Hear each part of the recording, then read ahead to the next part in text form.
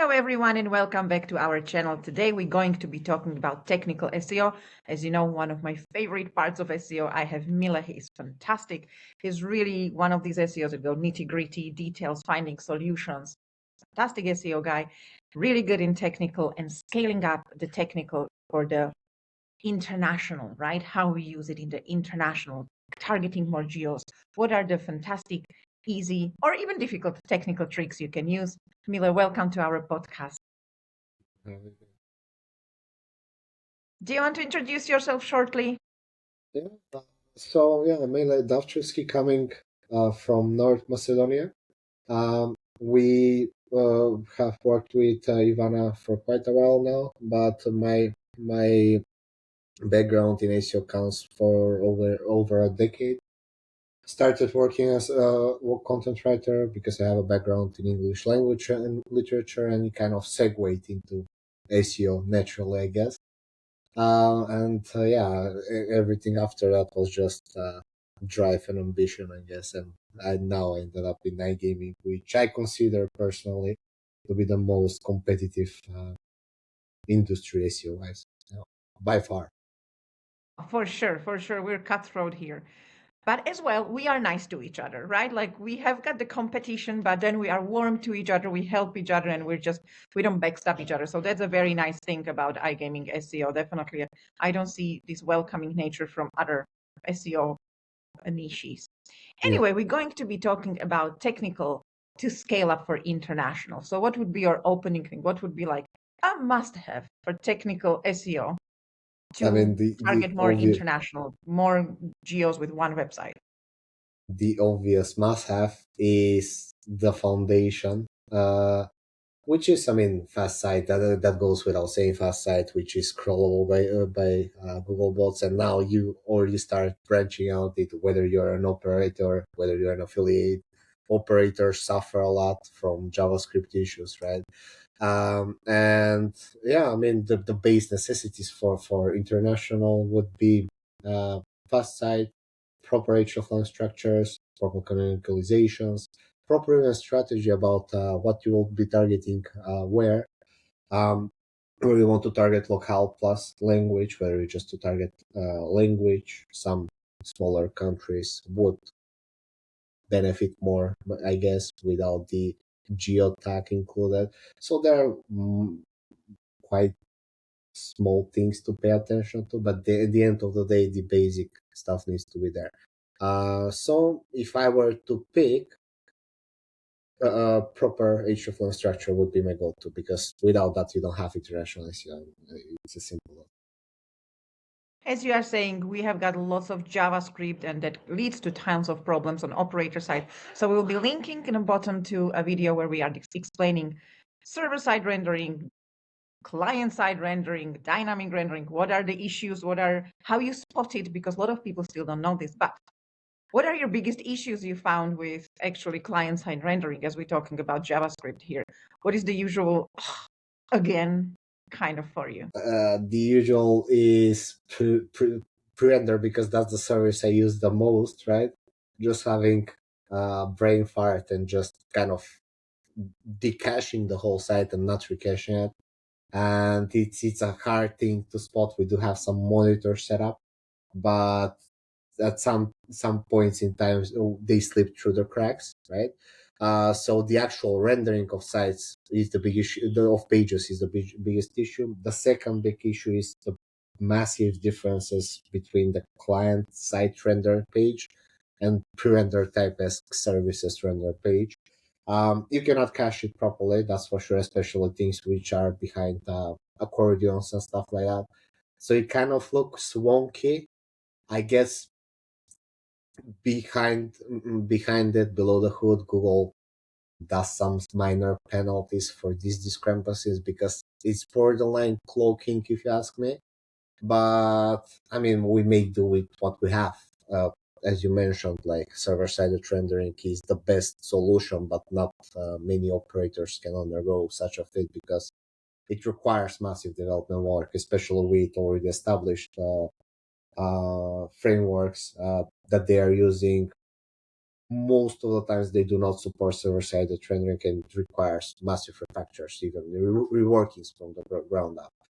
But yeah, that's the dream that all ACOs dream of, right? Server-side rendering, and then you have no issues. So you asked about ways of testing this stuff. I guess the most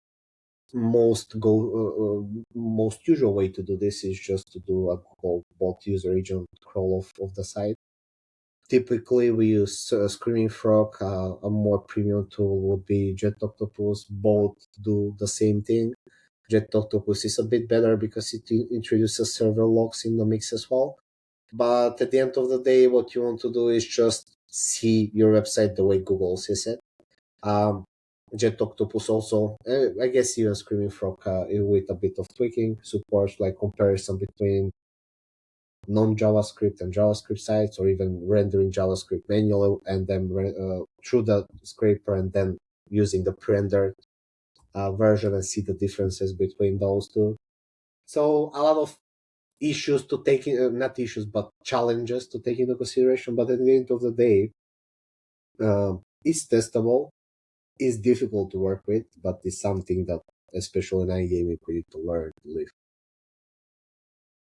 And especially because we usually buy a platform, right? We buy from this provider or this provider, and then there is just very little you can change. You're an SEO is hard, you know what should be done, but your hands are tied and you just cannot do that much. So you have to be super clever how you're going to go about it. A lot of us go with dynamic rendering, so showing something to Google, something to actually user, right? And not crossing the border of being cloaking, which again is sort of difficult, but let's say we are okay rendered perfectly because we are just amazing and we managed to work it out, and then Yeah, developers come and break it for you, of course, because why not? Usual Tuesday for us, but everything yeah. is working. So ideal world, what is your setup for targeting different countries on the same domain? And especially I would like to talk about when you are doing the same language. So we have Canada, India, Australia. This is what lots of people do, and I think there is a lot of different ways of doing it. A lot of people are getting it right, a lot of wrong. So what would be your go-to setup? Goal to setup is proper keyword research as it goes, and then you just figure out the page structure. Then you need to figure out the cross-reference hreflangs, so which pages will be present into multiple locales. You need to figure out which HTML language tags you will be using, especially if you're targeting multiple instances, for example, of English language, as you mentioned. You have English in India, you have English in Canada, you have English International. So you need to figure out how to target those through the hreflang tag. This is standardized. It's not nuclear science. You just need to figure out which tags to use where, right? So for English in Canada, you use ENCA. For English in India, you use ENIN. Um, this is, I guess, the basis. But then again, there are still issues with cannibalization, right? So you need to do hyper localized content, because if you do generic, you will most likely cannibalize pages. And then you need to figure out the link part, because you need to get both international. We've noticed this in most recent research that we did. You need a healthy mix of international and local links to make it work. So hyper focused, just local links, I don't think they cut it anymore. So that's the starting point, and depends on the budgets and everything. You can decide how aggressive you need to go with this. But at the end of the day, you still need to do it right, right? Do you have a favorite country to work with? Like, I know you work with lots of countries. That's why we talk about international. You're an international expert. But if you could choose one country you love working with and why? At this point in time, I would probably say India, because it's much less competition than it used to be, especially for iGaming. Um, and it's a bit of, it has it all, right? It has white hat, it has black hat, it has everything, and you can just see what people are trying to do. Some of it is like mildly to moderately infuriating to see, like parasite sites and And most recently, even expired domains, I've noticed, especially in Bing and stuff like that, being used a lot. Um, so yeah, I mean, at the end of the day, it's all the same. We are all striving to get the best that we can do. It's just a matter of just figure out the search engine for that locale, I guess. So yeah, if I am to point my finger, it would be India at this point. Yeah, true that India is a little bit less difficult than, let's say, Canada. Everybody in iGaming SEO hates working in Canada. Yeah, But India gets blocked sites, right? You get your domain block from like IP. So can you explain us how would you go about overcoming this block? Do you mirror? Do you do canonicals? Do you do redirects? If that's not a state secret, what would you recommend to people? Like, I'm in a market where I should not really be, let's say India or Australia, and I get IP blocked. And I yeah. obviously I still want to make money, so I want to be live with my website. What would you do? What would be your next steps? What would you recommend to people to successfully have the next website or mirror of the site? The obvious choice is just to figure out domain redirect structure. Just have a list of them because this happens often, as you mentioned in such locales. You need to have a list of domains ready and just redirect everything. That's the only way to salvage it. Unfortunately, because you can with Google with the Search Console tool that allows for like verifying the redirect of a whole domain. Now it's much easier than it was like 4 or 5 years ago when this tool was not there, right? So you just take the domain, do the redirects, 301 redirects, of course, because we don't want the offsite. We want to transfer as much as we can from the link power. And with little luck and good like redirect structure, it should work. I believe that because of all this redirection and things, I mean, once the government finds, they can find a mirror as well. So you need to be ready with lots of plans. But Yeah, aren't you using brand protection sites? I mean, I know you're working with big names, some of really well recognized brands in our industry that are actually really good and provide a very good gaming experience to people. So I believe you somehow protect yourself. Can you go through what would be your ideal brand protection strategy, or when would you use it? When would you not use it? It's very international. It's very technical. yeah. So the brand protection side of things, it's always a good thing to have for multiple reasons. Not only ISP blocks, right? You want to get a bigger cut for branded terms. So any effort that would help you monopolize at least your brand searches always is welcome when it comes to iGaming, especially. Um, we just try to do it from multiple approaches. That means social media, even posts that rank well, that bring back to us. We do try to push them. Of course, the elephant in the room satellite sites, which work well when done properly. So yeah, and this is not only for brand protection, but now with LLMs and GEO, it helps with credibility when it comes to LLMs because they do reference the top searches for given terms, right? So yeah, if I were to just point my finger, that would be satellite sites, that would be social media, that would be any post that's good for a brand that might drive clicks. And the point is just to monopolize the SERP. And this will help not only to attract clicks from affiliates, but also in the case of ISP block to direct the people to the right domain in the transitional period. Yeah, we spent quite a lot of time speaking about operators, and I think you went quite in depth into problems they're facing and the Yeah, solutions, such as work with your rendering, try to do pre-render, create a proper structure, do your brand protection sites, be on top of blocking, which sometimes you might overlook.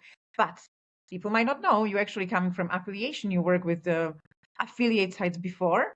So what would be your biggest difference for technical SEO for affiliates and for operator? Because it's a most of huge difference for me. Like when I went yeah from yeah. operator back to affiliates, oh wow, this is sort of like wow. I mean, the biggest difference is most affiliates use WordPress, and with WordPress, you do not have the issues that operators have. WordPress is so easy to work with. It's not even funny how the biggest difficulties that operators have is like a 5 minute job on an affiliate site, right? So out of the box, you have let's call it server side rendering, because it's not a JavaScript based program, right?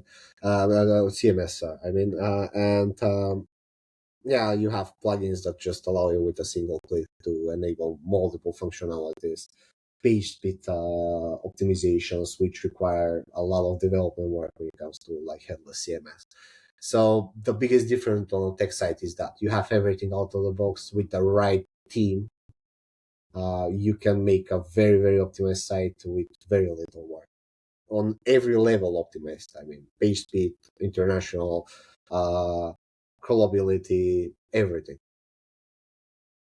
Very true. And I think one of the biggest things is that for affiliate, you can just keep creating content endlessly because you don't have to beg anyone to change the platform structure for you, because sometimes you are able to just create like front page, one casino page, one live casino page, one sports page, none of the games, none of the providers, nothing. And in affiliation, if you are creative, I think there's a spot for you, because it's like, wow, I can write about anything and see what sticks. However, lately we have this issue with Google being very picky with indexing content. Have you experienced it lately that we're getting more crawl not indexed or discovered not indexed? I'm seeing it quite on a rise lately. Even What the do you think index is pages happening as here? well. I think it's a matter of them filtering out the content that is not relevant. I mean, we are all to blame here that we just focus on like the biggest pages that will drive the most traffic, right? Um, and then to like put some pages aside, just have them be there and just call it a day. It's basically Google filtering out these pages. You cannot rank for everything, as we all know by now, and it's just the metrics reflecting this fact, right? I wouldn't call it a bad thing. Google is, if you ask me, now a bit more sane than it was a year ago when it comes to this type of things, because last year it was doing like so many like extremes and then going back on some stuff that they did, especially with the March, let's call it Armageddon, which kind of deleted like 90% of the sites that we did link building with. Then they went back on it for the sites that were wrongfully penalized. So from an extreme to an extreme, now it's a bit more stable. So yeah, I mean, at the end of the day, and with them just trying to show the most relevant results now, even more than ever, because they compete with a lot of external, let's call them search engines with the LLM boom. They need to make the results more relevant. They need to spend less processing power on irrelevant pages. So, and it all adds up, if you ask me. And that's why we have the reduction. I agree, but as we were talking about mirroring before and like redirecting, do you think there is a problem if Google had like website one, the original one in index, and then you redirect it, and then you redirect it again, and using same content? Do you see a problem with those pages getting indexed and just like Google already had it in index? So would you recommend like as a solution, if those pages are not getting indexed, maybe rewriting the content? 'Cause there's something I'm starting to see, but maybe it's just sort of like my problem. Maybe it's not really. Have you seen something like this? Like if you keep redirecting, because Google already had it in index, they just don't care for the redirect number 3 or 4. It's like, okay, no, thank you. I'm not gonna rank you no more. Make up your I mind. mean, yeah, yes and no. The content rewrites should be part of the usual SEO process. You cannot just forget pages. Content freshness is one of the ranking factors, and you need to be updating contents at least once every 3 months for the biggest pages that you have. Even sooner for more competitive pages. And any redirect or block and the consequential redirect that you might be doing should be aligned with the content refresh at least. So I don't see the harm in it. If anything, it can be beneficial, and it should be done at least for the main pages. Speaking of operators, homepage lobbies, main category pages for sure. Affiliates, same thing. Homepage categories. bonus types, everything should be refreshed. But yeah, still I haven't noticed any difference. We don't get that many blocks on our site, but a simple redirect almost always does the trick. But you can, there is no harm in just doing content updates, because that's what Google expects. If anything, it will speed up the process of transitioning between domains. Fantastic. What do you predict for 2026? We are still in the beginning of it. This video will be released quite in the beginning. So what do you think will be the biggest shift or biggest surprise in 2026 for SEOs? Where we should be looking? Maybe we had a blind spot in 2025, 2024. Do you have something that you are thinking might happen, sort of SEO surprise or SEO Armageddon? Armageddon, and I don't think it will happen. Biggest reason is LLMs would. It will be tricky for LLMs to figure out how to do the iGaming portion. What I've noticed is even for the biggest LLMs, they do not offer even autocompletes when you enter like very casino-oriented keywords or phrases in the prompt. They are just kind of at the fence now, right? So we don't know what they will be doing. We don't see a lot of AI overuse as well when it comes to iGaming. So there are two scenarios, if you ask me. One is they figure out how to do it legally, let's say, and then we will be in the same bucket as everybody else, right? When it comes to LLMs, this is not necessarily a bad thing. I don't think it's a bad thing. It's, if anything, an opportunity for everybody, because it will be an even level ground, even though there are some shady stuff already being done with the expired domains and like link spam PBNs, like they rank really well in Bing. But how long will that be the case if we take previous practices? Every search engine has its like nascent period, and then it figures out what to do and just kind of kills everything straight out. Don't get me wrong, a lot of people are making a lot of money on this now, but will it work by end of 2026? If you ask me, no, because every sane search engine should have it figured out, whether it's an LLM search based or like the usual suspects. The other scenario is they don't figure out the legal part, which is at the end of the day just the same old that we're doing, with a bit more focus on content quality and quality links, and a lot of brand mentions as well. So yeah, at the end of the day, I don't see AI as a something that will kill SEO. On the contrary, it just kind of solidifies the fact that if you do it properly, you will probably rank within within within AI. There are some shortcuts. I don't know how long they will be there, but if you do it right, you shouldn't be afraid. Fantastic. Thank you. This was extremely informative. Thank you for joining us. I really hope you will join us a little bit more, because you have got lots of knowledge, and I hope we will see you on a stage sometimes as well, because you are a fantastic speaker, as any Virgo out there. Let's be honest, Virgos, we are ruled by Mercury. We talk. If we do something, we talk. So thank you for joining us. This was really a very, very good start of a year for me, having you in a podcast. Thank you. Thank you for having me again.